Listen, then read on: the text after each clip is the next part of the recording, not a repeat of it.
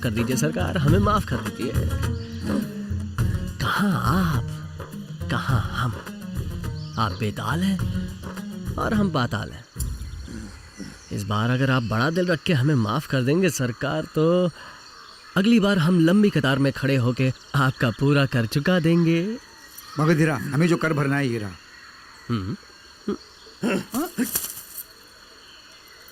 मगधीरा को बीच में रखकर किसी भी तरह इस बार तो तुम लोग बच गए, क्योंकि इसने मेरे पैर पकड़कर मुझे रोक लिया।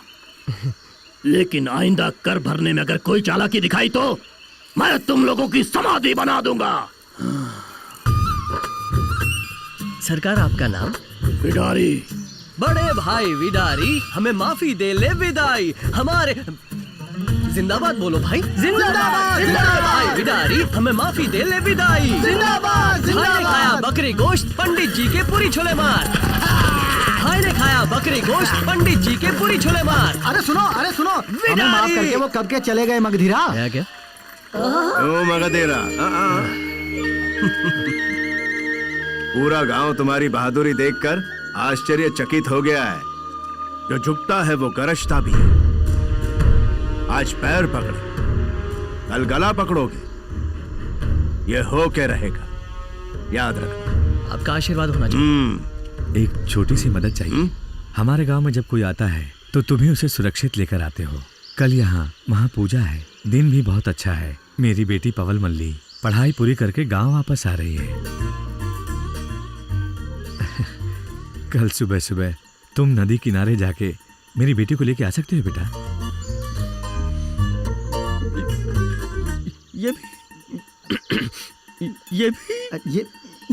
ये भी मेरा ही कर्तव्य है, यही कहने वाला है ना भाई।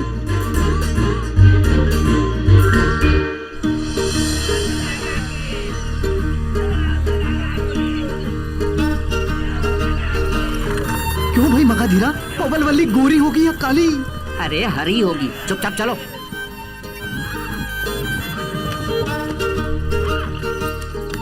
इन सब में पवल मल्ली को कैसे पहचानेंगे? कहाँ है मेरी तारक मंगला? पानी में भी नहीं है, किनारे पे भी नहीं है, शायद आसमान से उतर के आएगी। दिखने में तो बहुत सुंदर है, इसको बनाने वाला कौन है? मैं हूँ बलमा, आपकी होने वाली तारिका। तुम तारक नहीं हो, कमल हो। माँ ने कहा था, क्या कहा था? तुम्हारी नाक के नीचे एक मूंछ और नाक के ऊपर एक मूंछ है।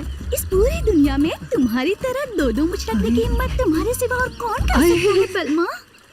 तुम्हें देखते ही मैं पागल हो गया हूँ। उससे पहले ये गंजा हो जाएगा। चल चल भाग यहाँ से। और दोस्त अभी आया, व्यापार कैसा चल रहा है भाई?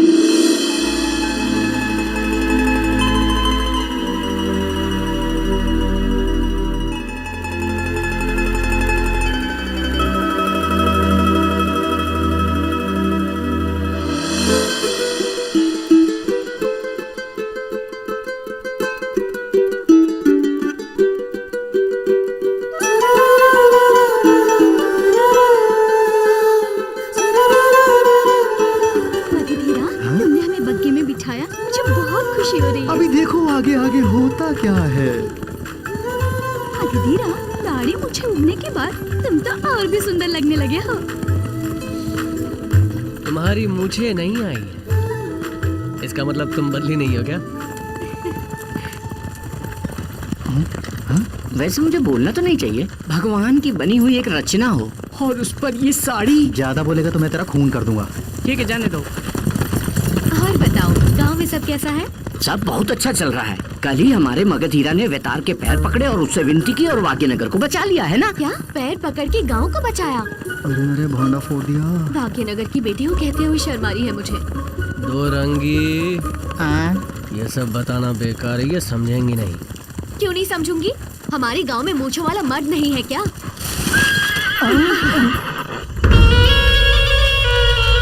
अरे भाई मगधीरा, इस घोड़ा गाड़ी को बाईं तरफ से दायां करके पीछे ले लो, वहीं से सब भाग निकलेंगे। ठीक से निशाना लगा के बीच वाले आदमी के पैर पकड़ ले, तभी बचेंगे। ये ठीक कह रहा है, पहले यहाँ से बच के निकलने के बारे में सोचो।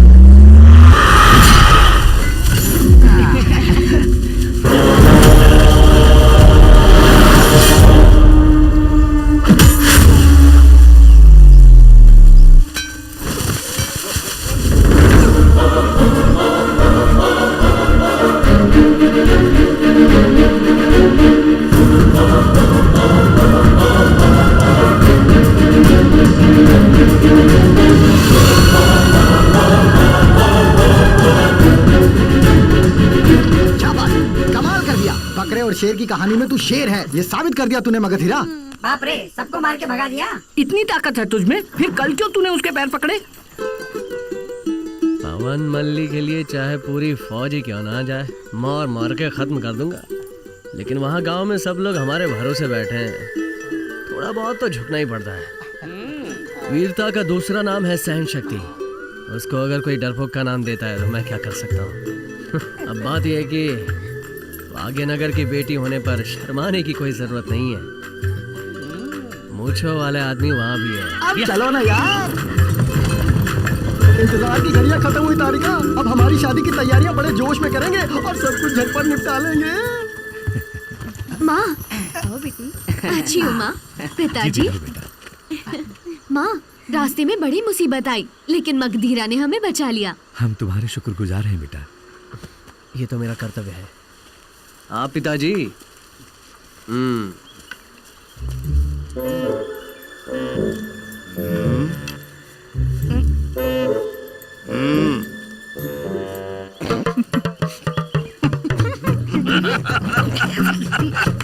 क्यों भाई, क्या हुआ?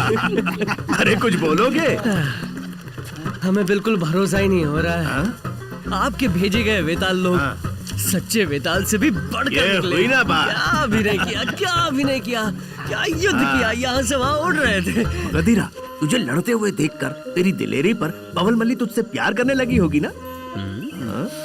प्यार तो करना ही चाहिए। बिल्कुल करेगी, नहीं तो एक और बेताल के साथ लड़ाई की तैयारी कर लेंगे। ये बताओ आगे क्या सोच रहे हो?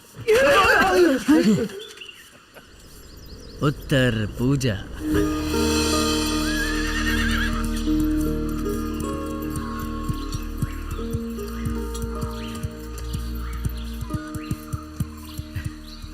प्रणाम मुखिया जी, कैसे हैं आप?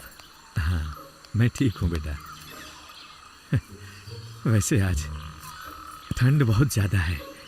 बिल्कुल, इसीलिए तो इस ठंड का मजा लेने के लिए। मैं कुछ समझा नहीं। कुछ नहीं, बस आपकी बेटी को लेकर पहाड़ी पे मैं जाने की सोच रहा हूँ। ये कैसा मजाक है? मजाक? मौसम अच्छा है, खेलने की सोच रहा हूँ। बचपन की बात कुछ और थी, अब वो बड़ी हो गई है।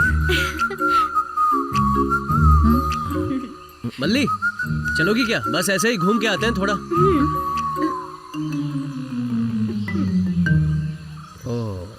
सुनो बेटा, अब तुम जाओ यहाँ से, समय बर्बाद मत करो। मेरी बेटी हद पार करके एक कदम भी बाहर नहीं रखेगी, समझे तुम? ओ, सुनिए, उधर देखिए ना। क्या है ये? अब पिता की बात का क्या मान रह गया? मैंने कब पिताजी की बात टाली है माँ? तभी तो दरवाजे से एक कदम आगे नहीं बढ़ाया, पीछे से आई हूँ। चलो माँ।